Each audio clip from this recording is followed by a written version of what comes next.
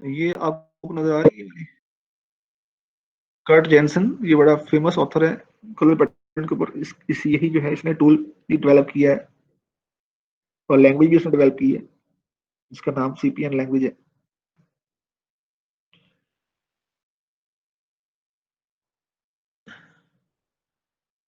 along with the Lars Christensen.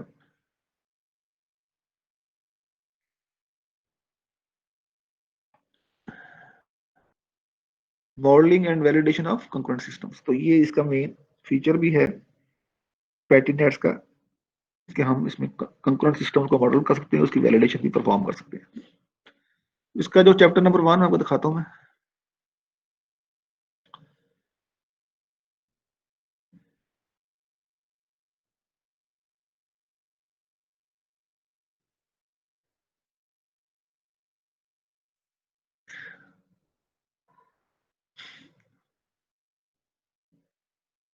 तो ये इसमें जो चैप्टर नंबर 1 है,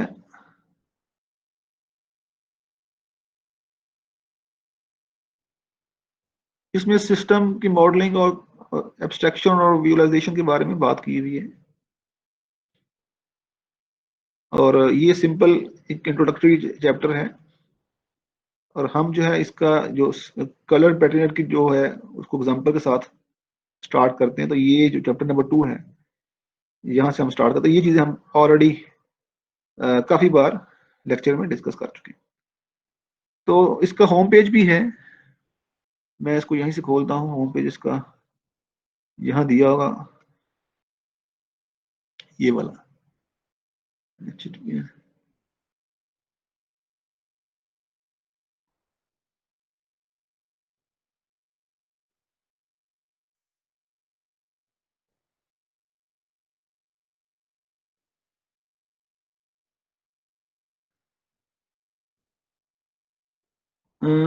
ये इसका होम पेज नहीं है, ये तो गिट हब पे इसका इंट्रोडक्शन इसका। हाँ, ये देखें, इसमें selected chapters are available for free and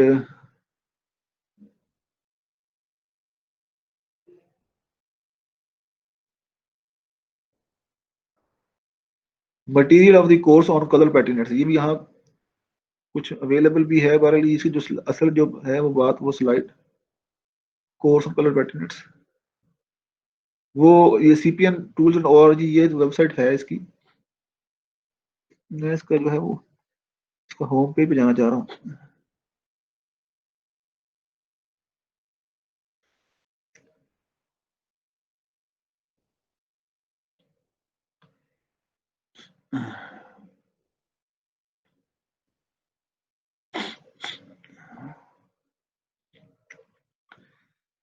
वो तो इसमें सीपीएन टूल्स तो इसमें खुल रहा है मेरे पास।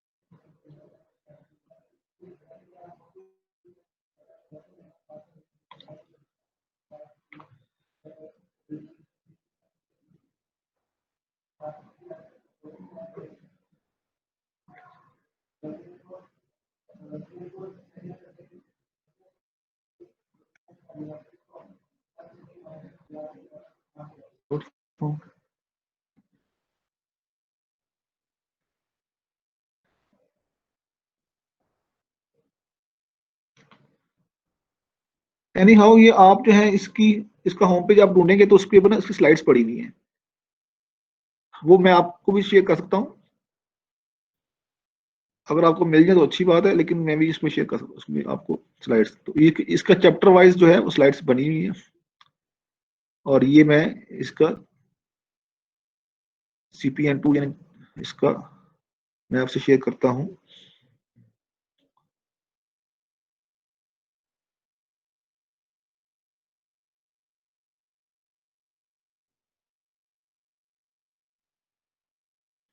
ये आपको नजर आ रहा है, ये वाला?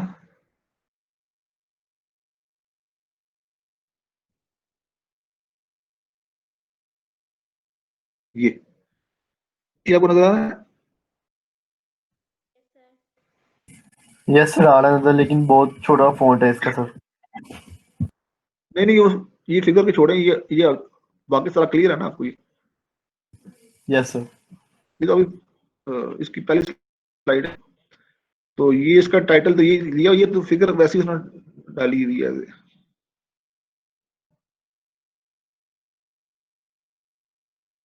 ये chapter number 2, non hierarchical colour Petri net. बाकी सर आप पढ़ा जा रहा है आपसे जो अदर देन दिस जी डायग्राम? सर, जी सर, ओके पढ़ा जाए। ओके जी। ये एग्जांपल हम इसने चैप्टर 2 में एग्जांपल लेके इसको समझाया है कि एक सिंपल प्रोटोकॉल है, और सिंपल प्रोटोकॉल में एक सेंडर पार्ट है और एक रिसीवर पार्ट है, दरमियान में नेटवर्क है, ठीक है ना? उसका मॉडल बनाया हुआ है। ये वाला, ये लाइन लगी ना इस तरह से, तो ये सेंटर पार्ट है इसका, और ये इतना इतना जो है ये नेटवर्क पार्ट है। ये देखिए, ये वाला सारा जो दो रेड लाइन के दरमियान में, ये नेटवर्क पार्ट है और ये रिसीवर पार्ट है। तो सिंपल ये प्रोटोकॉल है जिसमें सेंडर डेटा सेंड करता है और नेटवर्क से वो ट्रांसमिट होके रिसीवर पर तक पहुंचता है, और रिसीवर उसकी जो है एक्नॉलेजमेंट ट्रांसमिट करता है और सेंडर। बस ये काम, सिंपल सा काम है, ठीक है। ये बड़ी अच्छी एग्जांपल है, इससे जो है आपका काफी चीजों की मॉडलिंग और सिस्टम की अंडरस्टैंडिंग काफी क्लियर हो जाएगी। और बेसिक आइडिया वही है जिस तरह हमने पढ़ा हुआ है कि जो सिस्टम की स्टेट्स होती हैं या वेरिएबल वैल्यूज होती हैं या सिस्टम के जो फिजिकल ऑब्जेक्ट्स होते हैं, वो उसको रिप्रेजेंट करने के लिए हम क्या यूज करते हैं?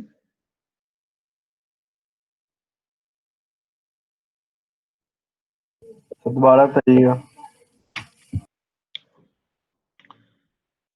मतलब सिस्टम वेरिएबल्स की वैल्यूज हों, या सिस्टम की स्टेट्स हों, या सिस्टम के डिफरेंट ऑब्जेक्ट्स हों या कंपोनेंट्स हों, तो उसकी रिप्रेजेंटेशन के लिए पैटीनेट में हम क्या यूज करते हैं? तो स्टेट वेरिएबल वगैरह की रिप्रेजेंटेशन, हर स्टेट एक वेरिएबल की वैल्यू होल्ड कर रही होती है, या सेट्स होते हैं, पैटर्न में सेट से करते हैं, जो प्लेस ट्रांसफर करते हैं उसके अंदर फंक्शन से करते हैं रिप्रेजेंटेशन, ये चीजें। नहीं, उसके लिए हम प्लेस यूज करते हैं ना, प्लेसेस या सर्कल्स यूज करते हैं, सर्कल्स अच्छा, के लिए। टर्म, ठीक है सर, ओके। पैटीनेट में हम जो है सर्कल यूज करते हैं, और जो सिस्टम के एक्शंस होते हैं या सिस्टम के इवेंट्स होते हैं या सिस्टम के ऑपरेशंस होते हैं, उसके लिए हम क्या यूज करते हैं? Rectangles transition. ट्रांजिशंस। तो ये बेसिक आइडिया है जो कि वही चाहे आप जोन से मर्जी लेयर पे पहुंच जाएं या कैसा भी मॉडल आप बनाना चाहें, ये आइडिया इम्बेड रहेगा, इंटैक्ट रहेगा। इसको नहीं भूलना आपने, ये रूल ऑफ थंब है।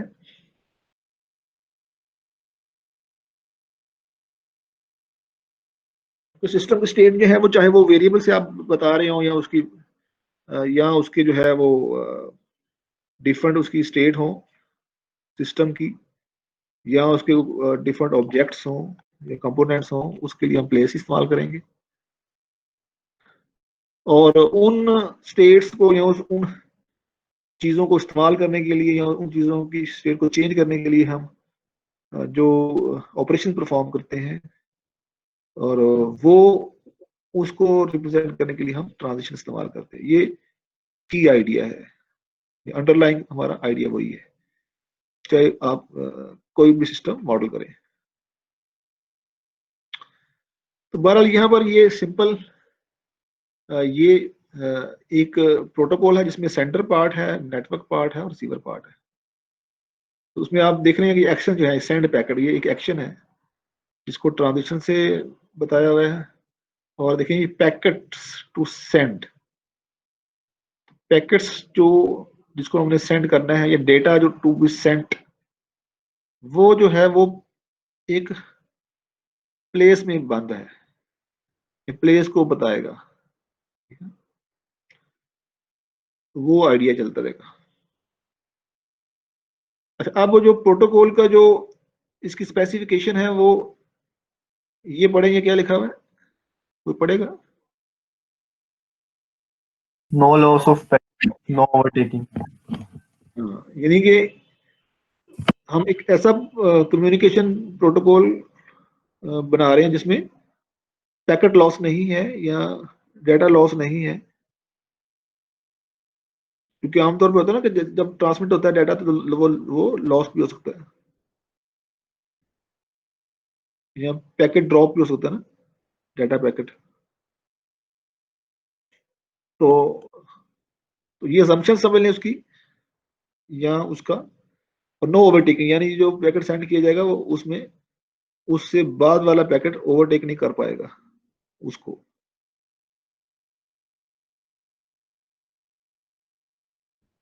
समझ में बात आप?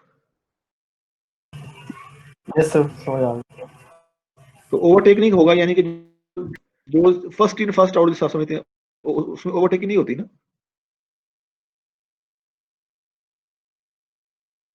तो ये फर्स्ट इन फर्स्ट आउट वाला है, जो पहले सेंड होगा वो पहले ट्रांसमिट हो जाएगा इस तरह से।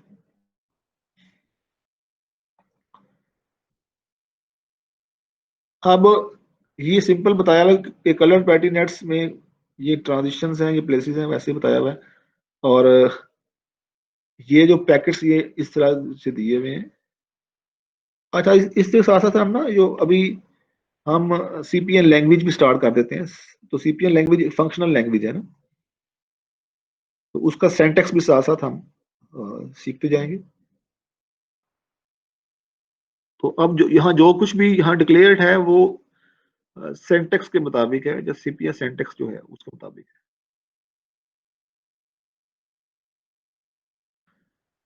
तो ये प्लेस है जिसको उसको हम जानते भी हैं, ये ट्रांजिशन है इसको भी हम जानते हैं।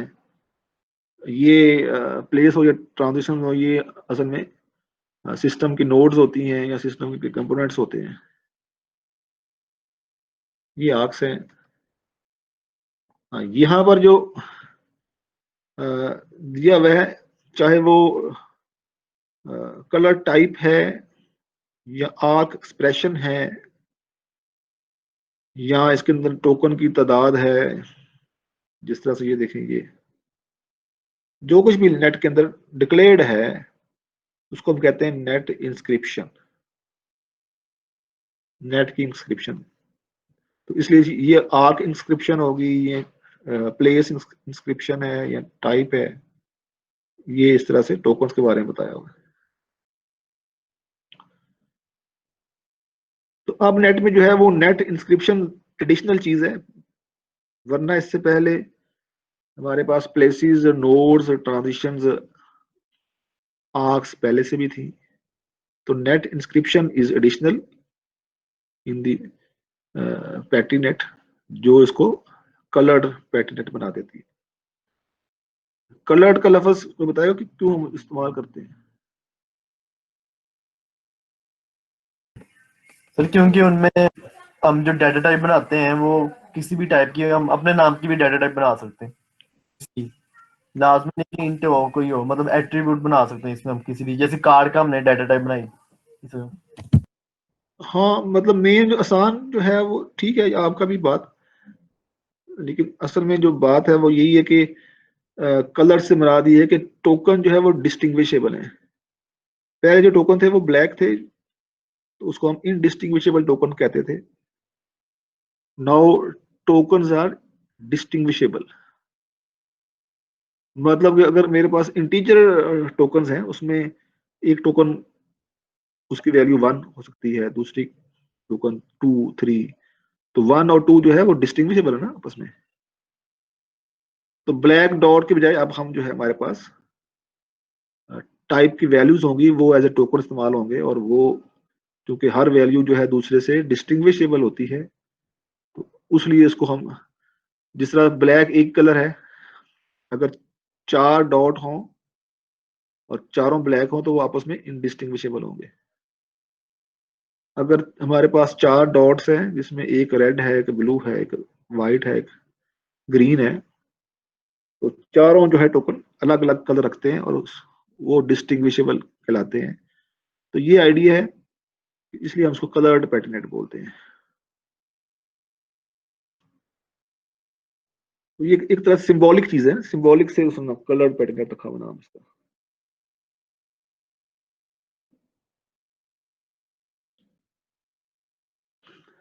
आप देखें ये places represent the state of the system. तो जो हम बात पहले शुरू डे 1 से पढ़ते आ रहे हैं वो ये पढ़ते आ रहे हैं कि प्लेसेस,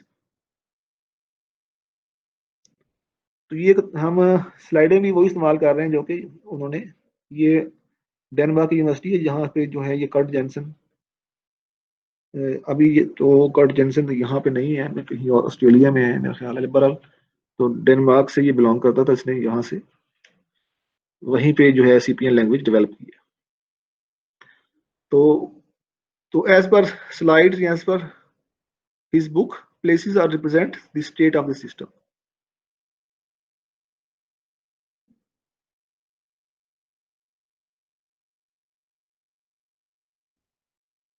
ये नजर आ रहा पॉइंटर?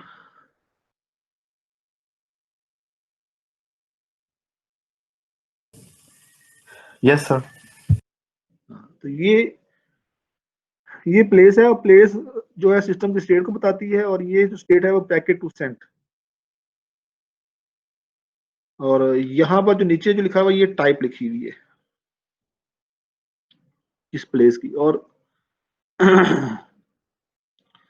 ऊपर जो है इसके साथ जो है वो टोकन दिए हैं, ये 1 टोकन ये है, ये टोकन भी ऑर्डर पे की फॉर्म में है। तो इसमें ये जो है 1 2 3 4 5 6 टोकन दिए हैं, ठीक ना। तो हर टोकन में पहला कंपोनेंट जो है वो नंबर है, दूसरा कंपोनेंट जो है वो कुछ कुछ इंफॉर्मेशन है जो कि हमें पैकेट सेंड करना है। तो ये इस तरह से दिया हुआ है। तो 6 टोकन हैं इस प्लेस के अंदर। तो ये पहला जो बता रहा है वो नेम है प्लेस का, जो कि अंदर लिखा जाएगा। अब सीपीएन लैंग्वेज में प्लेस का नाम जो है उसको हम पहले एक साइड पे P1 P2 लिख देते थे, या कोई भी उसका मीनिंग हो वो, या वेरिएबल वैल्यू हो वो उसके साथ लिख देते थे। तो अब यहाँ पर अंदर हम उसके लिखा करेंगे। तो नाम जो है इसका कोई फॉर्मल मीनिंग नहीं है, लेकिन ये नाम लाजमी है, ये यूनिक भी होना चाहिए। अगर एक ही नाम के 2 प्लेसेस होंगी तो फिर वो एरर होगा।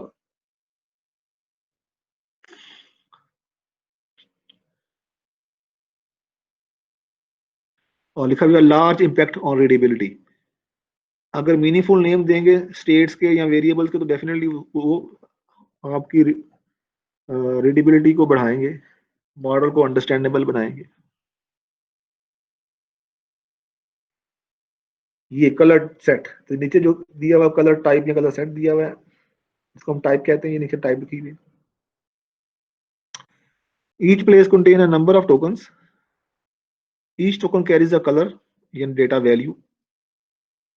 एक डेटा टाइप होती है और एक डेटा वैल्यू होती है, इस दोनों में क्या फर्क है?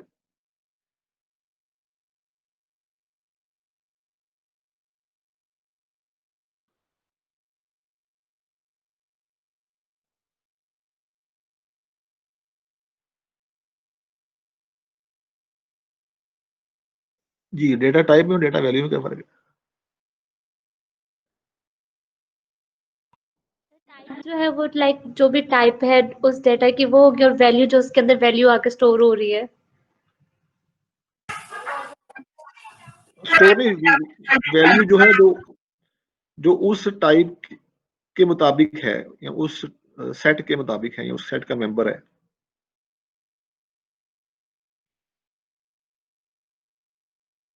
मतलब कि इंटीजर एक डेटा टाइप है, और 1 जो है वो डेटा वैल्यू है इंटीजर टाइप की। जी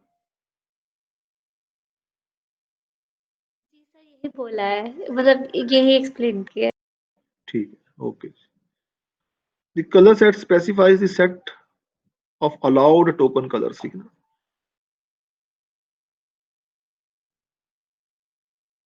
तो कलर सेट जो है वो टोकन के कलर्स को डिफाइन करता है, स्पेसिफाई करता है उसको।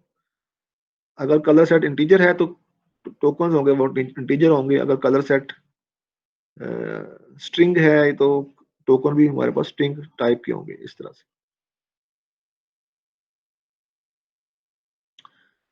अब यहाँ पर जो इस्तेमाल हुआ है कलर सेट इस प्लेस के साथ, वो लिखा हुआ नंबर एक्स डेटा, ठीक है ना। अब यहाँ एक्स जो है, चूंकि ये असल में यहाँ पर कलर टाइप का नाम है, तो इसको आप चाहे जो मर्जी नाम रख लें इसका। नंबर बहरहाल ये मीनिंगफुल होना चाहिए, ये बता रहा है टाइप के इसमें दो डिफरेंट टाइप की प्रोडक्ट हो रही है। क्रॉस जो है या एक्स जो है वो असल में एक प्रोडक्ट को रिप्रेजेंट कर रहा है, दो टाइप। और नंबर इंटीजर्स को बता रहा है, और डेटा जो है वो स्ट्रिंग टाइप को बता रहा है। जिस तरह देखें for example colour set number, तो ये बिल्कुल जो सीपीएन लैंग्वेज का सेंटेंस है उसके मुताबिक ही कलर सेट ये कीवर्ड है, और नंबर आप नाम रख रहे हैं नंबर का या पैकेट नंबर का, और इसकी टाइप है इंटीजर। ये कमेंट्स लिखे हुए कमेंट्स आप लिख सकते हैं इसके अंदर, इस तरह से स्टैरिक डाल के।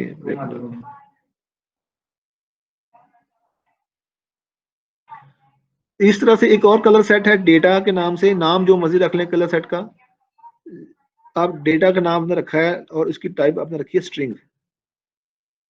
ये जो इंट और स्ट्रिंग है ये डिफॉल्ट टाइप्स हैं। तो ये टेक्स्ट स्ट्रिंग बताया भी होगा, अगर ये टेक्स्ट स्ट्रिंग है। अब आप असल में ये नंबर और डेटा को मिलाना चाहते हैं और एक नई टाइप बनाना चाहते हैं, तो आप इस नई टाइप का नाम चाहे जो मर्जी रख लें, लेकिन ये बताने के लिए या ये रिप्रेजेंट करने के लिए कि इसमें आप नंबर और डेटा दोनों को इस्तेमाल करना चाह रहे हैं, तो इसलिए आपने नाम रख लिया नंबर एक्स डेटा। इसमें जो है वो जरूरी नहीं कि आप जो है अपर केस लेटर यूज करें, इसमें आप लोअर केस लेटर भी इस्तेमाल कर सकते हैं। लेकिन जो कन्वेंशन है वो यही है कि आप टाइप्स के लिए जो है वो कम से कम पहला लेटर कैपिटल रखते हैं, और वेरिएबल्स जो है वो उसका पहला लेटर स्मॉल रखने तो बेहतर है। तो सारे ये जो नंबर एक्स डाटा आपने लिखा है, ये एक्सप्रेशन है कि हमने बनाया है आपके लिए या स्टेट के लिए? ये स्टेट के लिए बनाया है। जो टाइप होती है हमेशा प्लेस के लिए होती है, हमेशा वो ट्रांजिशन के लिए नहीं होती। सर आपने लेक्चर के स्टार्ट में कहा था कि जो एक्सप्रेशन बनेगा ना वो एक ही टाइप का होगा। ये तो मिक्स एक्सप्रेशन बन गया, एक इंटीजर टाइप है एक स्ट्रिंग टाइप। हाँ, क्योंकि अब ये दोनों मिक्स होके एक टाइप बन रही है ना, यानी दोनों मिक्स होके एक टाइप बन जाएगी, जिसको हम ये कह रहे हैं नंबर। और इसको हम कैसे बना रहे हैं, दो को मिक्स करके, उसके लिए हम एक कंस्ट्रक्टर यूज कर रहे हैं। आगे हम डिटेल से जब लैंग्वेज पढ़ेंगे सीपीएन लैंग्वेज, अभी हम सिर्फ यही बताना चाहते हैं कि हर प्लेस के साथ कोई ना कोई टाइप एसोसिएट होगी। तो इसके साथ जो टाइप एसोसिएट है वो मर्जर है या मिक्सर है इंटीजर का और स्ट्रिंग का। तो उसके लिए हम एक कंस्ट्रक्टर इस्तेमाल करते हैं, जिसको हम कहते हैं प्रोडक्ट। तो इन दो डिक्लेयर टाइप्स का हम लेंगे प्रोडक्ट, उसके लिए हम स्टैरिक इस्तेमाल करते हैं। तो जिस तरह से हम दो सेटों का लेते हैं प्रोडक्ट लेते हैं, तो उससे उसके रिजल्ट के तौर पे हमारे पास जो आउटकम आता है वो किस फॉर्म में होता है।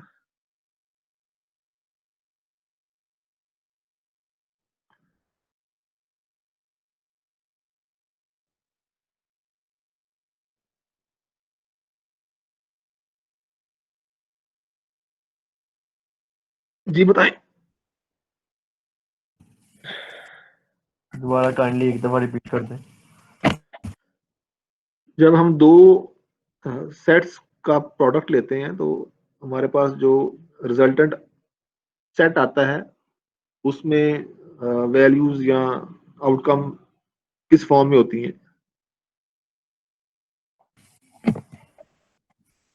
सर ऑर्डर पेड की होती है, हाँ कार्टेशियन प्रोडक्ट होती है। हाँ, ऑर्डर बेस्ड फॉर्म में। तो फंक्शनल लैंग्वेज के अंदर भी जो आपके पास जब आप दो, क्योंकि कलर सेट जो है वो असल में सेट्स ही होते हैं, इस तरह की कलर सेट, तो दो, असल में हम दो सेटों का ले रहे हैं, प्रोडक्ट ले रहे हैं, तो हमारे पास जो रिजल्टेंट टाइप बनेगी वो उस टाइप में जो वैल्यूज होंगी वो ऑर्डर पेयर की फॉर्म में होंगी। अब ये दो टाइप मिक्स होके एक टाइप बन गई जिसमें जिसकी वैल्यूज ऑर्डर पेयर की फॉर्म में आएंगी, इसलिए इसके साथ जो टोकन पड़े हैं 6, तो वो ऑर्डर पेयर की फॉर्म में है, जिसमें पहली ऑर्डर पेयर में पहली वैल्यू जो है वो उसकी टाइप इंटीजर है और दूसरी स्ट्रिंग है। ठीक हो गया सर। तो ये जो कॉन्सेप्ट है मैथमेटिक्स का जिसमें हम दो सेट्स को मल्टीप्लाई करते हैं तो ऑर्डर पे जवाब आता है, तो यहाँ भी वही होगा।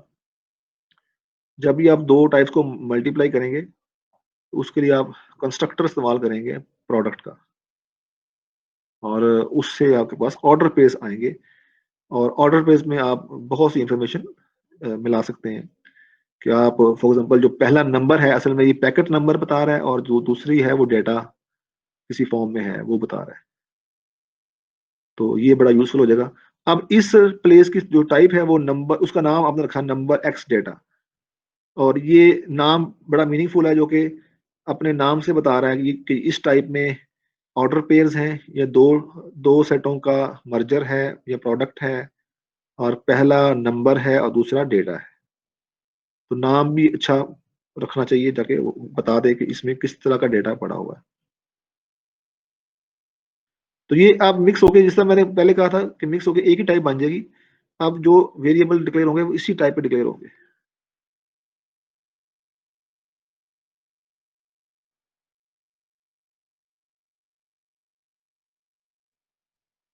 इनिशियल मार्किंग है, इसमें 6 टोकन पड़े हैं, तो इनिशियल मार्किंग में तो इसको कह रहा है मल्टी सेट ऑफ टोकन, ठीक है ना, क्योंकि ये एक सेट बन जाता है ना, सेट ऑफ ऑर्डर पेयर्स बन जाएगा, तो इसमें एक जो टोकन है वो दो दफा भी आ सकता है, इसलिए हम कॉन्सेप्ट इस्तेमाल करते हैं मल्टी सेट का, ना कि सिर्फ सेट का।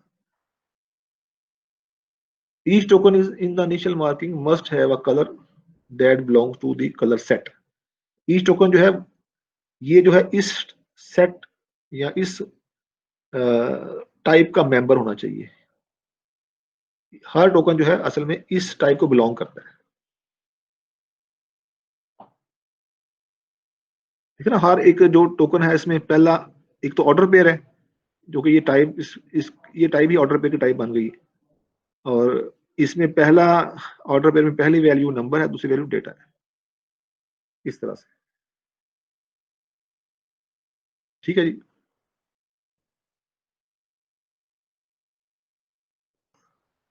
करंट मार्किंग ड्यूरिंग सिमुलेशन, यानी कि जो इनिशियल मार्किंग कह रहे हैं या करंट मार्किंग कह लें, वो जो दी हुई है वो ये दी हुई है पूरे नेट में, क्या दी हुई है जी, 6 टोकन पड़े हुए हैं ये वाले, तो ये जो स्क्वायर है ये डिटेल्ड टोकन वैल्यूज, क्योंकि अब हर टोकन जो है वो डिफरेंट वैल्यूज हैं, और उनकी तादाद में 6 है, तो इसलिए हम यहाँ सर्कल में 6 लिखा हुआ है। और इसमें एक और भी प्लेस है नेट नेक्स्ट सेंड, इसकी टाइप नंबर है, नंबर जो हमने टाइप रखी है इसकी टाइप इंटीजर थी ना, number is a data type या colour set of type integer,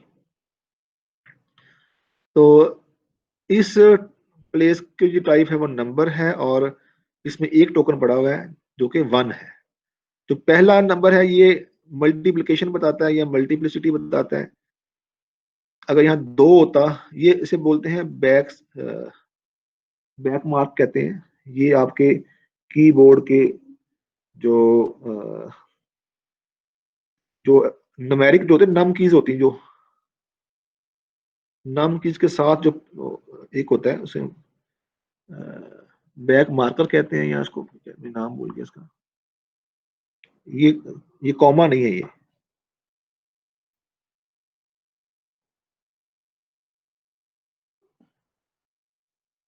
keypad पे जो नम कीज है 1 से जो पहले वाली की है वो इसकी ये की होती है।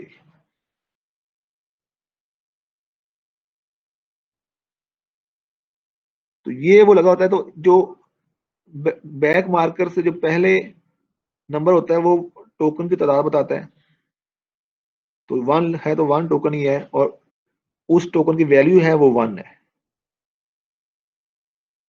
देखो यहाँ पे ये 1 बैक मार्क, और साथ जो है यानी 1 टोकन जो है इस तरह का, 1 टोकन इस तरह का, 1 टोकन ये वैल्यू वैल्यू इस तरह से यहाँ पर एक टोकन पड़ा हुआ है 1 वाला, क्योंकि नंबर जो है वो स्ट्रिंग टाइप और इंटीजर टाइप है, इस वजह से 1 is a value of integer and there is only 1 token. 1 token with value 1 ये लिखा हुआ है।